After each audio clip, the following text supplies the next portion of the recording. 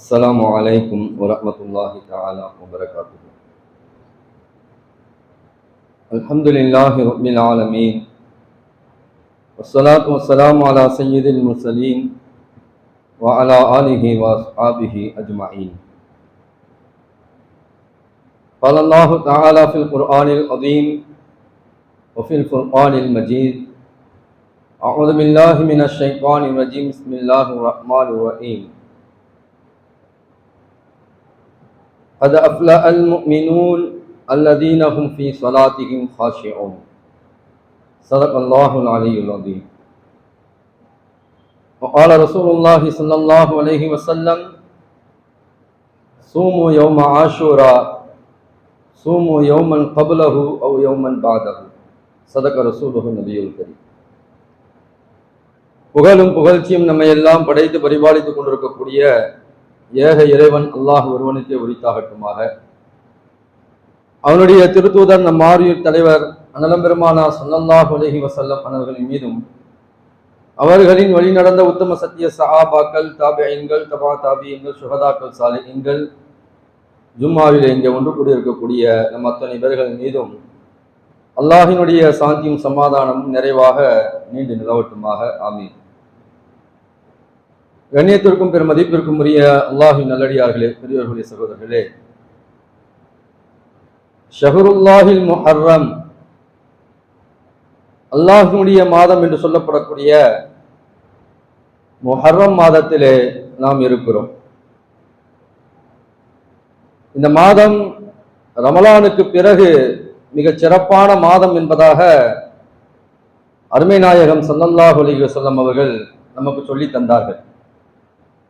சஹாபாக்கள் பெருமானா ஸல்லல்லாஹு அலைஹி வஸல்லம் இடத்திலே, யா ரசூலல்லாஹ், அஃதலு சியாமி பாத ரமலான், ரமலானுக்கு பிறகு நோன்பு வைப்பதிலே சிறந்த மாதம் எது என்பதாக கேட்டபோது பெருமானா ஸல்லல்லாஹு அலைஹி வஸல்லம் அவர்கள் ஷஹருல்லாஹில் முஹர்ரம், அல்லாஹுடைய மாதமாகிய இந்த முஹர்ரம் மாதம் என்பதாக பெருமானா ஸல்லல்லாஹு அலைஹி வஸல்லம் சஹாபாக்களுக்கு பதிலளித்தார்கள். அந்த வகையிலே ரமலானுக்கு பிறகு நாம் அதிகமாக நோன்பு நோற்பதற்கு ஒரு தகுதியான ஒரு மாதமாக இந்த முஹர்ரம் மாதம் இருக்கிறது. நாம் ஏற்கனவே சொன்னதை போன்று இந்த முஹர்ரம் மாதம்தான் இஸ்லாமிய புத்தாண்டின் துவக்க மாதமாக இருக்கிறது. ஹிஜ்ரி ஆண்டினுடைய துவக்கமாக அல்லாஹு ரப்புல் இஸ்ஸத் இந்த முஹர்ரம் மாதத்தை உமர் ரலியல்லாஹு இன்னும் சில சஹாபாக்களின் மூலமாக இந்த சமுதாயத்திற்கு தந்தார். அந்த வகையிலே பல்வேறு விதமான சிறப்புகளை இந்த முஹர்ரம் மாதம் பெற்றிருக்கிறது. அதிலும் குறிப்பாக இந்த மாதத்திலே வரக்கூடிய ஒரு நாள், சிறப்பான ஒரு நாள், ஆஷுராவுடைய நாள். ஆஷுரா என்று சொன்னால் 10வது நாள். அரபியிலே அஷிர் என்று சொன்னால் 10 என்பதாக அர்த்தம். ஆஷுரா என்று சொன்னால் அதை குறிக்கக்கூடிய அந்த 10வது நாள் என்பதாக அர்த்தம். இந்த முஹர்ரம் மாதத்தினுடைய 10வது நாள் ஆஷுரா தினமாக இருக்கிறது.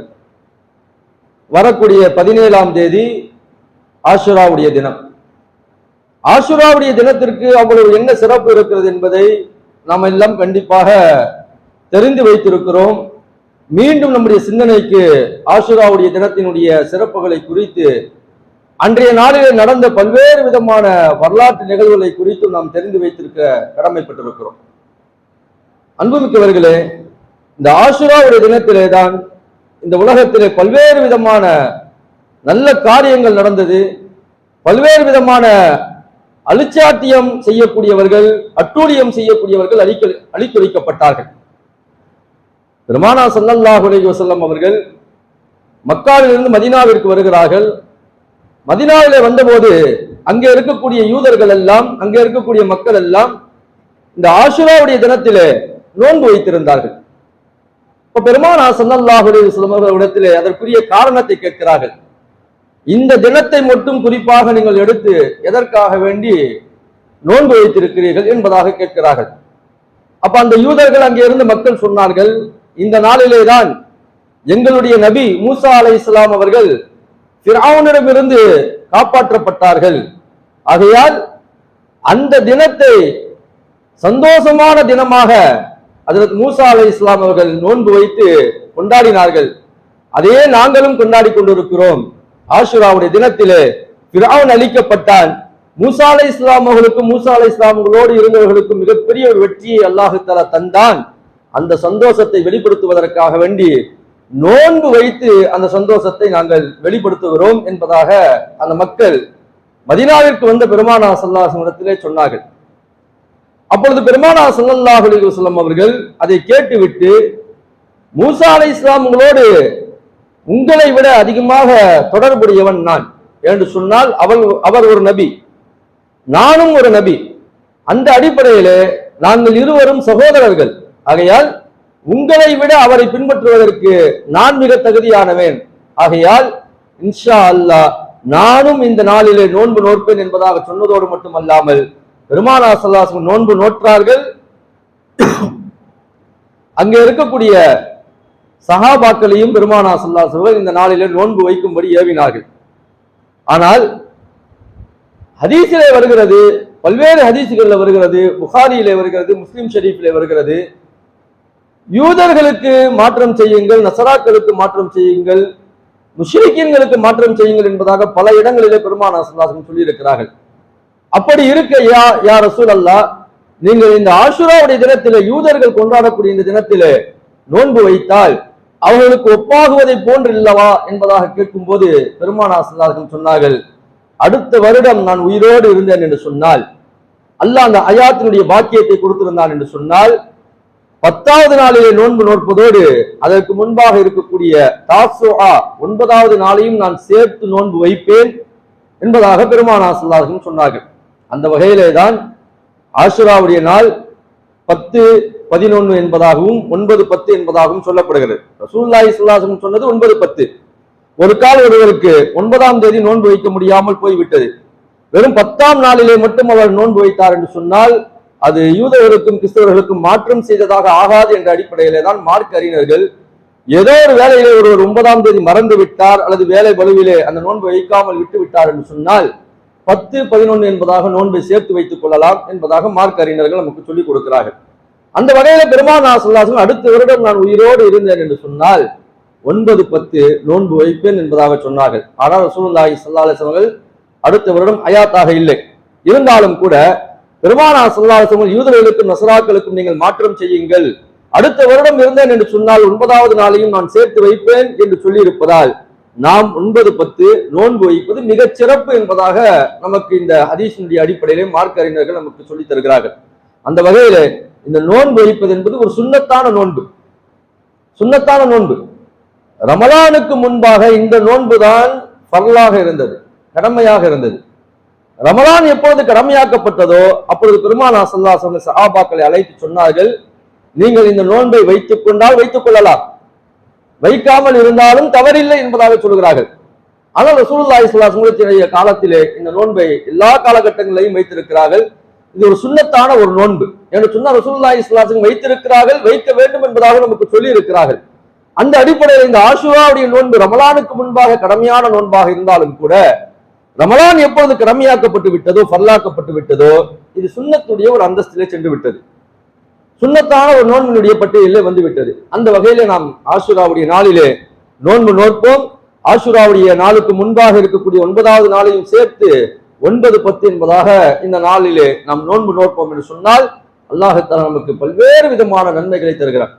இந்த ஆஷுராவுடைய நோன்புக்கு ஒரு சிறப்பை பெருமானார் ஸல்லல்லாஹு அலைஹி வஸல்லம் சொல்கிறார்கள். ஆஷுராவுடைய நோன்பை ஒரு மனிதர் நோக்கிறார் என்று சொன்னால் அவருடைய முந்தைய ஒரு வருடத்தினுடைய பாவங்கள் மன்னிக்கப்படும் என்பதாக பெருமானார் ஸல்லல்லாஹு அலைஹி வஸல்லம் சொன்னார்கள். பொதுவாகவே ஒரு நோன்பை ஒரு மனிதர் நோக்கிறார் என்று சொன்னால் அல்லாஹ் தஆலா அவரை 70 வருடம் நரகத்திலிருந்து தூரமாக்கி விடுகிறான் என்பதாக அருமை நாயகம் ஸல்லல்லாஹு அலைஹி வஸல்லம் சொல்லியிருக்கிறார்கள். அதிலும் குறிப்பாக இது போன்ற நாட்களிலே, சிறப்பான இந்த நாட்களிலே நாம் நோன்பு நோக்கிறோம் என்று சொன்னால் அல்லாஹ் தஆலா பல்வேறு விதமான நன்மைகளை நமக்கு தருவான். அந்த அடிப்படையிலே ஆஷுராவுடைய நாளிலேயும் அதற்கு முன்பாக இருக்கக்கூடிய 9வது நாளையும் சேர்த்து 9, 10 இன்ஷா அல்லாஹ் நோன்பு வைப்போமா? இன்ஷா அல்லாஹ் கண்டிப்பாக நாம் அத்தனை பேர்களும் இந்த நோன்பை வைக்க வேண்டும் என்று சொன்னால் ரமலானுக்கு முன்பாக கடமையாக இருந்த ஒரு நோன்பு, அதற்கு பிறகு பெருமானார் ஸல்லல்லாஹு அலைஹி வஸல்லம் வலியுறுத்தி சொல்லிய ஒரு நோன்பு, பல்வேறு நபிமார்கள் இந்த நாளிலே தான் பாதுகாக்கப்பட்டார்கள். நீங்க வரலாறு நெடுக பாருங்க. முதலாக இந்த நோன்பு எதனால் வந்தது என்று சொன்னால், மூசா அலைஹிஸ்ஸலாம் அவர்கள் அவருடைய சமுதாயத்தினர் ஃபிரௌனிடமிருந்து பாதுகாக்கப்பட்டார்கள், ஃபிரௌன் கொல்லப்பட்டார். இது மிகப்பெரிய ஒரு எழுச்சியாக அன்றைய நாளிலே பார்க்கப்பட்டது. அநியாயக்கார அரசாங்கத்திற்கு எதிராக, அக்கிரமக்கார அரசாங்கத்திற்கு எதிராக போராட வேண்டும். போராட்டத்தினுடைய இறுதியில் அல்லாஹ்வுத்தாலா மிகப்பெரிய ஒரு வெற்றியை தருவான். கால தாமதம் ஆனாலும் கூட அல்லாஹ்வுத்தாலா பொறுத்திருந்து வெற்றியை தருவான் என்பதிலே நாம் உறுதியாக இருந்தோம் என்று சொன்னால், எப்படி ஃபிரௌனிடமிருந்து மூசா அலைஹிஸ்ஸலாம் அவர்களுக்கு நம்முடைய சமுதாயத்திற்கு மிகப்பெரிய ஒரு வெற்றியை தந்தானோ, அந்த வெற்றியை அல்லாஹ்வுத்தாலா நமக்கும் கண்டிப்பாக தருவார். இன்றைக்கும் அநியாயக்கார ஆட்சி நடந்து கொண்டிருக்கிறது, அக்கிரமக்கார ஆட்சி நடந்து கொண்டிருக்கிறது. இன்றைக்கும் பல இடங்கள்ல மூன்றாவது தடவை வந்து விட்ட பிறகும் கூட மாட்டுக்கறி வைத்திருக்கிறார்கள் என்பதாக சொல்லி பல இடங்கள்ல கொல்லப்பட்டு கொண்டிருக்கிறார்கள். ஆனால் உண்மை என்னவென்று சொன்னால், உலகத்திற்கே சப்ளை செய்வது இவர்கள் தான். மாட்டுக்கறியை ஏற்றுமதி செய்வது இந்த கூட்டம் தான், இந்த சங்கி கூட்டம் தான், இந்த பயங்கரவாத கூட்டம் தான். ஆனால் மாட்டுக்கறியை ஒருவன் சாப்பிட்டால், மாட்டுக்கறியை ஒருவன் வைத்திருந்தான் என்று சொன்னால் அவனை அடிப்பது, கொல்வது, இப்படி விரோத போக்கான ஒரு அரசியலை இன்றைக்கு இந்த பாசிச பயங்கரவாத அரசாங்கம் செய்து கொண்டிருக்கிறது. எப்படி ஃபிரௌனிடமிருந்து அல்லாஹ் மூசா அலைஹிஸ்ஸலாம் அவருடைய சமுதாயத்தையும் பாதுகாத்தானோ, அது போன்று இவர்களிடமிருந்தும் அல்லாஹ்வுத்தாலா நம்மை பாதுகாப்பானாக. அடுத்ததாக நூஹ் அலைஹிஸ்ஸலாம் அவர்கள் பாதுகாக்கப்பட்ட நாளும் இந்த நாள் தான். நூஹ் அலைஹிஸ்ஸலாம் அவர்கள் கிட்டத்தட்ட இந்த சமுதாயத்திலே, இந்த உம்மத்திலே 950 வருடங்கள் இந்த தீனையும் மார்க்கத்தையும் தன்னுடைய சமுதாயத்துக்கு எடுத்து வைத்தவர்கள். ரசூலுல்லாஹி ஸல்லல்லாஹு அலைஹி வஸல்லம் அவர்கள் 63 வருடம் வாழ்ந்தார்கள். அதில் அவர்கள் தாவத்துடைய பணியை செய்தது 23 வருடங்கள். அந்த 23 வருடங்களில் அல்லாஹ்வுத்தாலா மிகப்பெரிய ஒரு மாற்றத்தை கொடுத்து ரசூலுல்லாஹி ஸல்லல்லாஹு அலைஹி வஸல்லம் இறக்கும் போது 1,24,000 தோழர்களை இந்த உலகத்தில் விட்டு சென்றார்கள். அந்த 1,24,000 தோழர்கள் தான் இன்றைக்கு மிகப்பெரிய இஸ்லாமிய சாம்ராஜ்யத்தை இந்த உலகத்திலே உருவாக்கி விட்டு சென்றிருக்கிறார்கள். இன்னைக்கு 200 கோடியை தாண்டி இஸ்லாமியர்கள் இருக்கிறார்கள் என்று சொன்னால் அன்றைக்கு அவர்கள் போட்ட விதைதான். உலகம் முழுக்க அவர்கள் பறந்து விரிந்து சென்று இந்த தீனையும் மார்க்கத்தையும் இஸ்லாத்தையும் பல கோணத்திலே பல இடங்களிலே சொன்னதின் விளைவாகத்தான் இந்த இஸ்லாம் இன்றைக்கு எழுந்து நிற்கிறது. அப்பேற்பட்ட அந்த தீனை நூஹ் அலைஹிஸ்ஸலாம் அவர்கள் தன்னுடைய சமுதாயத்திற்கு சொன்னார்கள். எத்தனை வருடங்கள் சொன்னார்கள்? குர்ஆனில் அல்லாஹ்வுத்தாலா சொல்கிறான் 1000க்கு 50 கம்மி என்பதாக சொல்கிறான். 950 வருடங்கள் இந்த தீனுடைய பணியை அந்த மக்களுக்கு சொன்னார்கள். ஏற்றவர்கள் எத்தனை பேர்கள் இருக்க வேண்டும்? 23 வருடத்திற்கு 1,24,000 என்று சொன்னால் 950 வருடத்திற்கு எத்தனை நபர்கள் இஸ்லாத்தை ஏற்றிருக்க வேண்டும்? ஆனால் ஏற்றதோ 80 சொச்ச நபர்கள் தான். 80 சொச்ச நபர்கள் தான் அவர்கள் ஏற்றார்கள். வெறுத்து போய்விட்டார்கள். யா அல்லாஹ், இந்த சமுதாயத்திலிருந்து என்னை பாதுகாப்பாயாக, என்னையும் என்னை யாரெல்லாம் ஈமான் கொண்டிருக்கிறார்களோ அவர்களை எல்லாம் நீ பாதுகாப்பாயாக என்று அல்லாஹ்விடத்திலே பிரார்த்தனை செய்ததின் விளைவுதான் நூஹ் அலைஹிஸ்ஸலாம் அவர்கள் ஒரு கப்பலை உருவாக்கி அந்த கப்பலின் மூலமாக ஜூதி மலையிலே ஒதுங்குகிறார்கள். தன்னுடைய மகனும் அந்த இடத்திலே கொல்லப்பட்டார். உலகத்திலே முதலாக கடலின் மூலமாக, தண்ணீரின் மூலமாக பேரழிவு ஏற்பட்டது அங்குதான், அன்றைய நாள் தான். நாலாபுறமும் இந்த உலகம் தண்ணீரால் சூழ்ந்தது. கடல் மட்டமெல்லாம் உயர்ந்தது நூஹ் அலைஹிஸ்ஸலாமுடைய காலகட்டத்தில் தான் என்பதாக வரலாற்று ஆய்வாளர்கள் சொல்கிறார்கள். என்று சொன்னால் மேலிருந்து தண்ணீர் பொழிகிறது, மழை பொழிகிறது, கீழிருந்து தண்ணீர் ஊற்றாக வருகிறது, கடல் தண்ணீர் எல்லாம் ஊருக்குள் வந்து விடுகிறது, ஆற்று தண்ணீர் எல்லாம் ஊருக்குள் வந்து விடுகிறது. எல்லா பக்கமும் தண்ணீரால் சூழப்பட்டு அந்த சமுதாயம் அளிக்கப்பட்டதை குர்ஆனிலே அல்லாஹ்வுத்தாலா சொல்லி காட்டுகிறார். அந்த நூஹ் அலைஹிஸ்ஸலாம் அவர்களோடு இருந்தவர்கள் எல்லாம் ஜூதி மலையிலே ஒதுங்கிய நாள் தான் இந்த ஆஷுராவுடைய நாள்.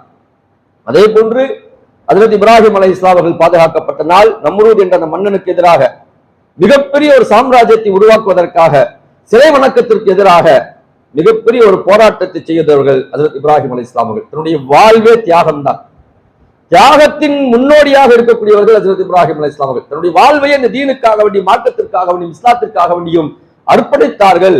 அவர்கள் மட்டுமல்ல, அவருடைய குடும்பத்தில் இருக்கக்கூடிய அத்தனை பேர்கள் அர்ப்பணித்தார்கள் என்பதாக வரலாற்று ஆய்வுகள் சொல்கிறது.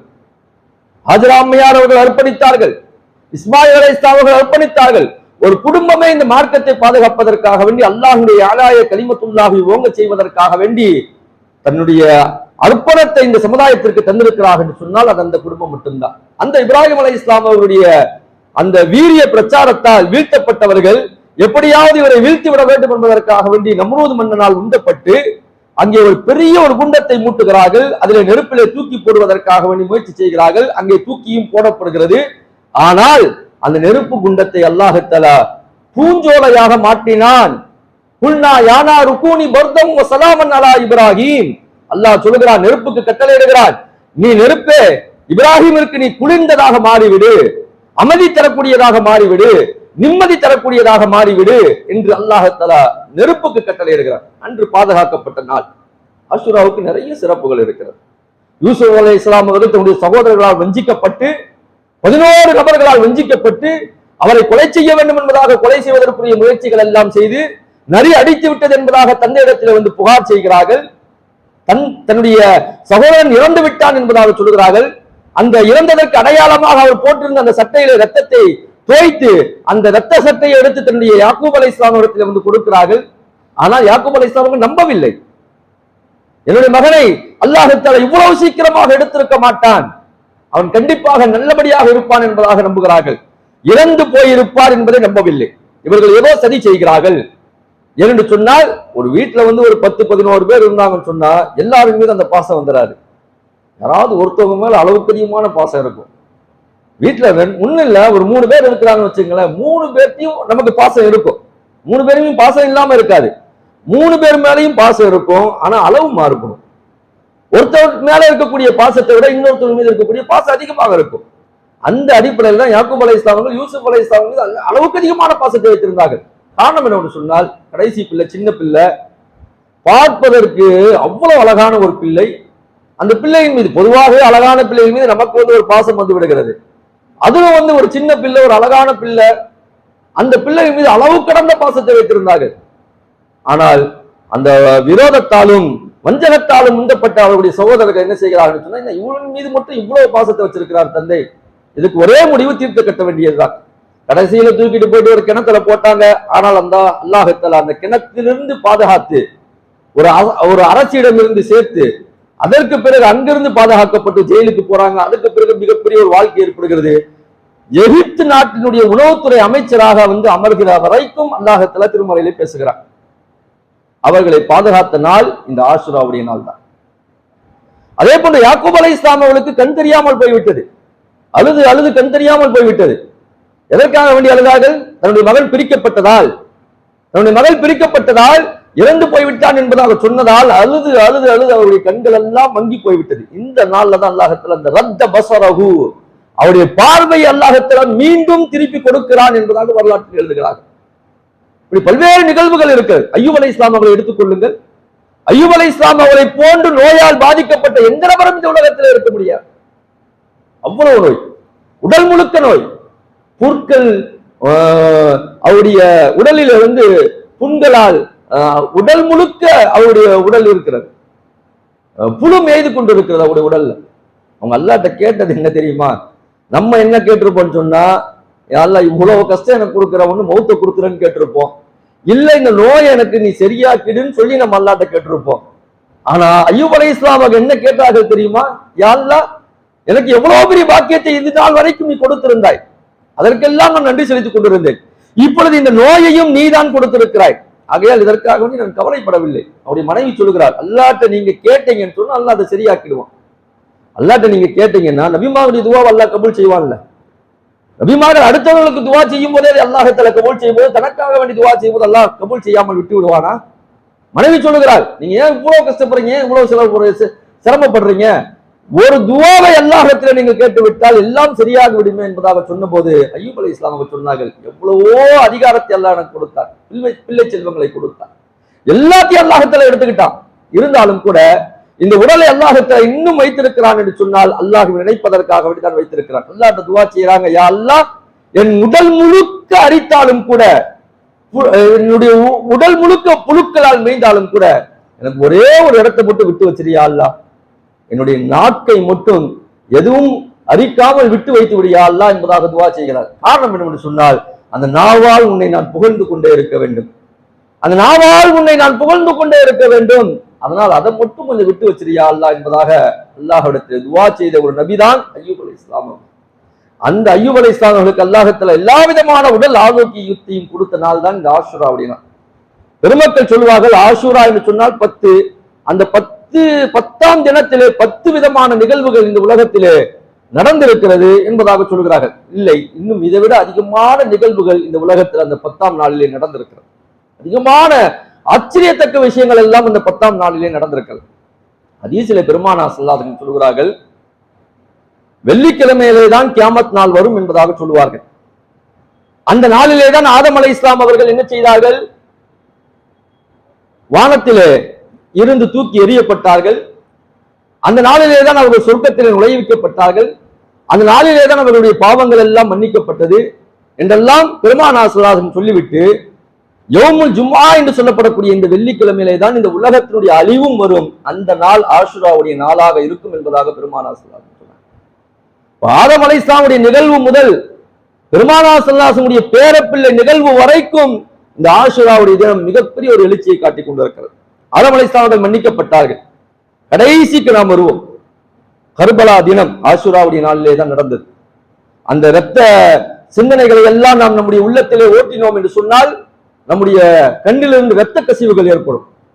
ரசூலுல்லாஹி ஸல்லல்லாஹு அலைஹி வஸல்லம் அந்த புனித அவருடைய வாயால் அவருடைய உதட்டால் முத்தமிடப்பட்ட அந்த ஹுசைன் ரலியல்லாஹு அன்ஹுடைய அந்த கழுத்து அம்பால் எய்யப்படுகிறது. பெருமானார் ஸல்லல்லாஹு அலைஹி வஸல்லம் அந்த குழந்தையை வாரி அணைத்து உடல் முழுக்க முத்தம் கொடுத்தார்கள். பெருமானாருடைய தண்ணீர் கிடைக்காதா, அவர்கள் ஒளி செய்த அந்த தண்ணீர் கிடைக்காதா என்று சஹாபாக்கள் எல்லாம் ஏங்கினார்கள். நீங்கள் வரலாற்றை பாருங்கள். ரசூலுல்லாஹி ஸல்லல்லாஹு அலைஹி வஸல்லம் ஒளி செய்து விட்டார்கள் என்று சொன்னால் அந்த ஒளியினுடைய தண்ணீரை பிடிப்பதற்காக வேண்டி நிறைய சஹாபாக்கள் நின்று கொண்டிருப்பார்கள். என்று சொன்னால் ரசூலுல்லாஹுடைய உடலில் இருந்து வரக்கூடிய அத்தனையும் ஷிஃபா தான். பெருமானார் ஸல்லல்லாஹு அலைஹி வஸல்லம் முடியை பாதுகாத்து வைத்தார்கள். பெருமானார் ஸல்லல்லாஹு அலைஹி வஸல்லம் பற்களை பாதுகாத்து வைத்தார்கள். பெருமானார் ஸல்லல்லாஹு அலைஹி வஸல்லம் வேர்வையை கூட அந்த சஹாபாக்கள் நுகர்ந்தார்கள். என்று சொன்னால் நாயகம் பெருமானார் ஸல்லல்லாஹு அலைஹி வஸல்லம் அவர்கள் இந்த உம்மத்திற்காக வேண்டி தன்னையே அர்ப்பணித்தவர்கள். ஈருலகத்திற்கும் சர்தாராக, தோ ஜஹானுக்கும் தலைவராக இருக்கக்கூடியவர்கள் தான் அருமை நாயகம் ஸல்லல்லாஹு அலைஹி வஸல்லம். பெருமானார் ஸல்லல்லாஹு அலைஹி வஸல்லம் தான் நாளை எல்லா நபிமார்களுடைய உம்மத்திற்கும் ஷஃபாஅத் செய்யக்கூடியவர்கள். அப்பேற்பட்ட பெருமானார் ஸல்லல்லாஹு அலைஹி வஸல்லம் தூரத்திலிருந்து பார்க்கக்கூடிய நமக்கு ரசூலுல்லாஹ்வுடைய ஏதாவது ஒரு சுன்னத்தை என்னுடைய வாழ்க்கையிலே பின்பற்ற வேண்டும், என்னுடைய கனவிலே பார்க்க வேண்டும், ரசூலுல்லாஹ்வை போன்று வாழ வேண்டும், ரசூலுல்லாஹி ஸல்லல்லாஹு அலைஹி வஸல்லம் போன்று இருக்க வேண்டும் என்றெல்லாம் நமக்கு தோன்றுகிறது. ரசூலுல்லாஹ்வை அங்குலம் அங்குலமாக பக்கத்தில் இருந்து பார்த்தது சஹாபாக்கள், நெருங்கி இருந்து பார்த்த சஹாபாக்கள், ரசூலுல்லாஹ்வுக்கு எல்லா விதமான ஹிதமத்துகளையும் செய்த அந்த சஹாபாக்கள், ரசூலுல்லாஹ் என்ன செய்தாலும் நமக்கு கிடைக்க வேண்டும் நினைத்தவர்கள். அந்த ரசூலுல்லாஹ்வுடைய வதனங்கள் பட்ட, அந்த ரசூலுல்லாஹ்வுடைய உதடுகள் பட்ட, அந்த ரசூலுல்லாஹ்வுடைய கை பட்ட அந்த மேனியிலே அன்பு எய்யப்படுகிறது. ஹுசைன் ரலியல்லாஹு தஆலா அவர்கள் கொல்லப்படுகிறார்கள் இந்த ஆஷுராவுடைய தினத்திலே தான். இந்த கர்பலா தினம் என்பதாக சொல்வார்கள். கர்பலா என்ற ஒரு இடத்திலே அதற்கு ஹுசைன் ரலியல்லாஹு தஆலா அவர்கள் கொல்லப்பட்டார்கள். 2 நாளைக்கு முன்னாடி ஒரு டீ கடையில டீ குடிக்கும் போது ஒரு கிறிஸ்துவ நண்பர் அவர் சொன்னார், முஹர்ரம் மாதம் விட்டது, இந்த முஹர்ரம் மாதம் இஸ்லாமியர்களுடைய அந்த இறந்தவருடைய அந்த தினத்தை குறிப்பிடக்கூடிய நாள் தானே என்பதாக அவர் கேட்கிறார். அவர் கேட்பதில் நியாயம் இருக்கிறது. காரணம் சொன்னா அப்படித்தான் இன்னைக்கு உலகத்துல நம்ம என்ன செஞ்சிருக்கிறோம், அதை பிரதிபலித்து வச்சிருக்கிறோம். ஆஷுராவுடைய தினம் விட்டது என்று சொன்னால், முஹர்ரம் மாதம் விட்டது என்று சொன்னால், ஹசன் ஹுசைன் ரலியல்லாஹு அலி ரலியல்லாஹுடைய பெயரிலே சென்னையிலையும் சரி பல்வேறு இடங்களிலையும் சரி இந்த போராக்கள் இவர்கள் செய்யக்கூடிய அழிச்சாட்டியங்கள் அட்டூழியங்கள் எல்லாம் நாம் பார்க்கிறோம். தலையிலையும் அடித்துக்கொண்டு, முகத்திலையும் அடித்துக்கொண்டு, சட்டையை எல்லாம் கிழித்துக் கொண்டு அன்றைக்கு தீ மிதிக்கக்கூடிய நிகழ்வுகளை எல்லாம் செய்கிறார்கள். இதெல்லாம் மார்க்கத்துல அனுமதிக்கப்படாத ஒன்று. ரசூலுல்லாஹி ஸல்லல்லாஹு அலைஹி வஸல்லம் இன்றைக்கு இருந்திருந்தார்கள் என்று சொன்னால் இவர்களை எல்லாம் வெறுத்திருப்பார்கள். அந்த ரசூலுல்லாஹ்வுடைய குடும்பத்தாருடைய பெயரில் இவர்கள் செய்து கொண்டிருக்கிறார்கள். நெருப்பு மிதிக்கிறார்கள். செங்கல்பட்டுலையும் நடக்குது. செங்கல்பட்டுலையும் இன்னைக்கும் நெருப்பு மிதிக்கக்கூடியவர்கள் இருக்கிறார்கள். சட்டையை கிழித்துக் கொள்ளக்கூடியவர்கள் இருக்கிறார்கள். கருப்பு சட்டை அன்றைக்கு அணிகிறார்கள். காரணம் என்னோடு சொன்னால், அன்றைய நாள்ல ஹுசைன் ரலியல்லாஹு கொல்லப்பட்டார்கள், அதனால கருப்பு சட்டை அணிஞ்சிருக்கிறோம். தன்னுடைய முதுகுல என்ன செய்யறாங்கன்னு சொன்னா கத்தி வச்சு கீறிக்கிறாங்க, உடல் முழுக்க கீறி கொள்கிறார்கள். ஹுசைன் மீது உண்மையிலே பாசம் என்று சொன்னா 5 வேளை தொழுகணும். ரசூலுல்லாஹி ஸல்லல்லாஹு அலைஹி மீது பாசம் என்று சொன்னால், ரலியல்லாஹு மீது பாசம் என்று சொன்னால் 5 வேளை தொழுகணும், துவா செய்யணும், ஹஜ்ஜுக்கு போகணும், உம்ராவுக்கு போகணும். இது மாதிரியான காரியங்களை இந்த ஒரு ஆள் கூட செய்ய மாட்டான். இந்த ஆளுங்க எல்லாம் என்ன செய்யறதுன்னு சொன்னா, முஹர்ரம் 10ஆம் நாளை மட்டும் எதிர்பார்த்துட்டு இருக்கிறது. அன்னைக்கு ஒரு நாள் ஒரு கூத்து போட்டுட்டு ஓடிடுறது. அதோட அடுத்த முஹர்ரம் 10 தான். இது டிவியில பிளாஷ் பண்றாங்க. இந்த டிவியில பிளாஷ் பண்ணும்போது பொதுமக்கள் அதை தானே பாக்குறாங்க. முஹர்ரம் 10ல இது மாதிரி செஞ்சுக்கிறாங்கன்னு சொல்லி அவர் கேட்கிறாரு. அன்னைக்கு வந்து இறந்தவர்களை எல்லாம் நினைச்சு பார்க்கிற நாளான்னு கேட்கிறாரு. நான் உட்கார்ந்து ஒரு 1/2 மணி நேரம் உட்கார்ந்து சொல்லிட்டே வந்தேன். எங்களுடைய மார்க்கத்துல வந்து அப்படிலாம் கிடையாதுங்க. 3 நாளைக்கு மேல் பெற்ற தந்தையாக இருந்தாலும் கூட, கட்டிய மனைவியாக இருந்தாலும் கூட, பெற்ற பிள்ளையாக இருந்தாலும் கூட 3 நாளைக்கு மேல துக்கம் அனுஷ்டிக்க கூடாது. துக்கம் அனுஷ்டிக்கிறதுன்னு சொன்னா மற்றவர்களை போன்று துக்கம் அனுஷ்டிக்கிறது கிடையாது. ஒரு கவலையில இருக்கலாம், அவ்வளவுதான். அதுக்காக வேண்டி சாப்பிடாம இருக்கிறது, அதுக்காக வேண்டி தூங்காம இருக்கிறது, அதுக்காக வேண்டி எதையும் செய்யாம இருக்கிறது நம்முடைய மார்க்கத்தில் அனுமதி அல்ல. துக்கம் என்பது ஒரு கவலையில இருக்கலாம். அன்னைக்கு உட்கார்ந்துகிட்டு ரொம்ப சிரிச்சுக்கிட்டு விளாண்டுகிட்டு இருந்தோம்னு சொன்னா அது சரி கிடையாது. அது மாதிரியான துக்கத்தை நம்ம அனுஷ்டிக்கலாமே தவிர, அந்த நாட்கள்லையும் கூட நம்ம சாப்பிடாமல் இருப்பதையோ அல்லது ஐயோ ஐயோ என்று கத்துவதையோ, பெருமானார் ஸல்லல்லாஹு அலைஹி வஸல்லம் சொல்வார், தன்னுடைய ஜேப்பை கிழித்துக் கொள்வார்கள், தன்னுடைய முகத்திலே அரைந்து கொள்வார்கள், தன்னுடைய தலையில மண்ணை வாரி போட்டுக் கொள்வார்கள். இதெல்லாம் மார்க்கத்தில் அனுமதி கிடையாது. இப்படி துக்கம் அனுஷ்டிக்க கூடாது என்பதாக பெருமானார் ஸல்லல்லாஹு அலைஹி வஸல்லம் சொல்லி இருக்கிறார்கள். அந்த வகையில நம்ம துக்கத்தை அனுஷ்டிக்க கூடாது. 3 நாளைக்கு மேல் எதுவுமே கிடையாது. அப்ப கிட்டத்தட்ட ஹிஜ்ரி 60ல நடந்தது, 61ல நடந்தது.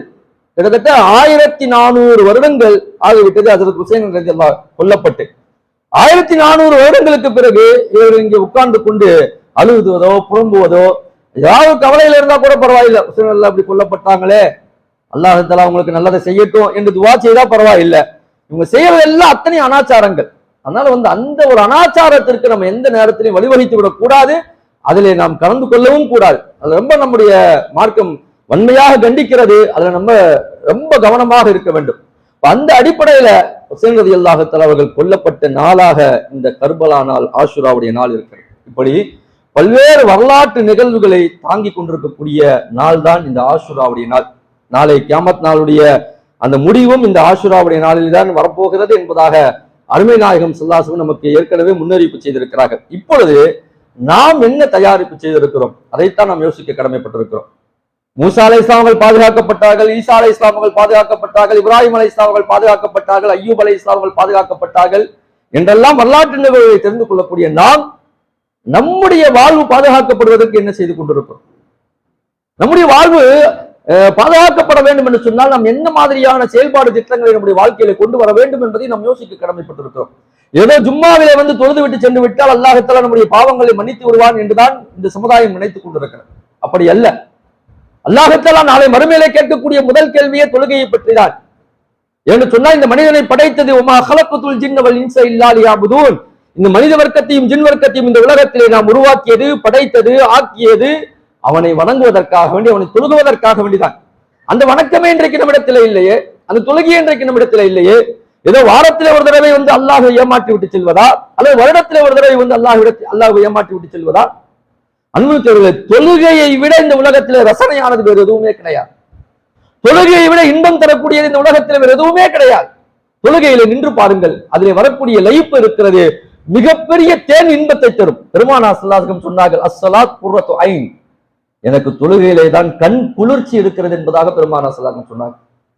தொழுகையிலே தான் கண் குளிர்ச்சி இருக்கிறது, தொழுகையில தான் வெற்றி இருக்கிறது என்பதாக அல்லாஹ் தஆலா திருமறையிலே பல்வேறு இடங்களிலே மடக்கி மடக்கி அல்லாஹ் தஆலா பேசுகிறார். ததஃப்லஹல் முஃமினூன், முஃமின்கள் வெற்றி கொண்டு விட்டார்கள். எந்த முஃமின்கள்? யார் தொழுகிறார்களோ அந்த முஃமின்கள் தான் வெற்றி கொண்டவர்கள் என்பதாக அல்லாஹ் தஆலா திருமறையிலே பேசுகிறார். அருமை நாயகம் ஸல்லல்லாஹு அலைஹி வஸல்லம் கடைசி வார்த்தைகள் எல்லாம் அஸ்ஸலா அஸ்ஸலா அஸ்ஸலா. கடைசி ஒரு 2-3 நாள் தான் ரசூலுல்லாஹ் வந்து என்ன செய்யறாங்க, படுத்த படுக்கை ஆயிட்டாங்க, சொல்ல முடியாத ஒரு சூழ்நிலை. அப்ப கூட சஹாபாக்களோடு அவருடைய துணையோடு பள்ளிவாசிக்கு சென்றார்கள் என்றெல்லாம் நம்ம வரலாற்றில் பார்க்கிறோம். கடைசி ஒரு 2-3 நாட்கள் மர்லுல் மௌத்ல இருக்கிறாங்க, சக்கராத்துல் ஹால்ல இருக்கிறாங்க. அந்த நேரத்துலதான் பெருமானார் ஸல்லல்லாஹு அலைஹி வஸல்லம் அவர்களால் தொழ முடியவில்லை. ஆனாலும் கூட அந்த நேரத்துல கூட பெருமானாருடைய வாயிலிருந்து வந்த வார்த்தைகள் எல்லாம் அஸ்ஸலா அஸ்ஸலா அஸ்ஸலா, தொழுகை தொழுகை தொழுகை என்பதாகத்தான் வந்தது. அன்புமிக்கவர்களே, தொழுகை மட்டும்தான் நமக்கு மிகப்பெரிய ஒரு மாற்றத்தை இந்த உலகத்திலே தரும். தொழுகை மட்டும்தான் நமக்கு எல்லா விதமான பிரச்சனைகளுக்கும் தீர்வை தரும். தொழுகை மட்டும்தான் நம்முடைய குடும்ப பிரச்சனைகளாக இருக்கட்டும், பொது பிரச்சனைகளாக இருக்கட்டும், தெரு பிரச்சனைகளாக இருக்கட்டும், ஆட்சி பிரச்சனைகளாக இருக்கட்டும், அரசியல் பிரச்சனைகளாக இருக்கட்டும், எல்லா பிரச்சனைகளுக்கும் தொழுகை மட்டும்தான் தீர்வை தரும். ஆனால் அந்த தொழுகையை தொலைத்து விட்டு நாம் எங்கோ நம்முடைய நிம்மதியை தேடிக்கொண்டிருக்கிறோம். அந்த தொழுகையை தொலைத்து விட்டு எங்கோ நாம் விடிவையும் முடிவையும் எங்கோ ஒரு இடத்திலே தேடிக்கொண்டிருக்கிறோம். அப்ப சஹாபாக்கள் எல்லாம் வைக்காத பாசத்தையா நாம் வைத்து விட போகிறோம்?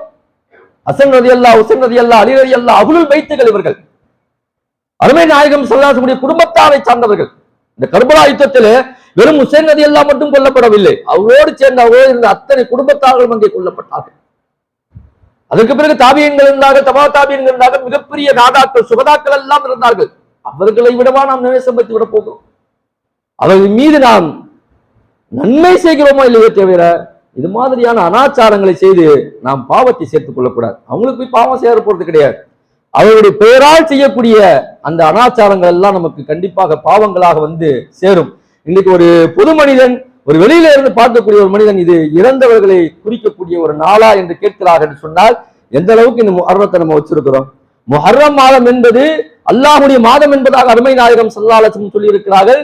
இந்த மாதத்திலே நோன்பு நோற்றால் உங்களுடைய கடந்த ஒரு வருடத்தினுடைய பாவங்கள் மன்னிக்கப்படுகிறது என்பதாக அருமை நாயகம் ஸல்லல்லாஹு அலைஹி வஸல்லம் சொல்லி இருக்கிறார்கள். அப்பேற்பட்ட அற்புதமான இந்த மாதம், அற்புதமான நாளை கொண்ட இந்த ஆஷுராவுடைய நாளிலே நாம் நோன்பு நோற்போம், அல்லாஹ்விடத்திலே துஆ செய்வோம். அல்லாஹ் தஆலா நம்முடைய எல்லா விதமான நாட்டங்களையும் தேட்டங்களையும் நிறைவேற்றி தந்தல்வானாக. குறிப்பாக எல்லாவற்றுக்கும் வெற்றியை தரக்கூடிய இந்த தொழுகை நம்முடைய வாழ்வின் எல்லா பகுதிகளிலையும் எவ்வளவு சிரமங்கள் வந்தாலும், எவ்வளவு துயரங்கள் துன்பங்கள் வந்தாலும், எவ்வளவு சங்கடங்கள் வந்தாலும் கூட அதையெல்லாம் தூக்கி வச்சுட்டு ஒரு 4 ரக்காயத்து, ஒரு 2 ரக்காயத்து, ஒரு 3 ரக்காயத்து இந்த ஃபர்லான தொழுகை நாம் அல்லாஹ்விடத்தில் தொழுது நாம் அல்லாஹ்விடத்தில் துஆ செய்வோம். அல்லாஹ் தஆலா கண்டிப்பாக நம்முடைய எல்லா விதமான பிரச்சனைகளுக்கும் ஒரு முற்றுப்புள்ளி வைப்பான். அந்த முற்றுப்புள்ளி அல்லாஹ் தஆலா இந்த ஆஷுராவுடைய தினத்திலிருந்து கூட நமக்கு அல்லாஹ் தஆலா ஏற்படுத்தட்டும் என்பதாக துஆ செய்தவனாக வார்த்தைகளை நிறைவு செய்கிறேன். வாஹித் தவான் அல்ஹம்துலில்லாஹி ரப்பில் ஆலமீன். அஸ்ஸலாமு அலைக்கும் வரஹ்மத்துல்லாஹி வபரகாத்துஹு.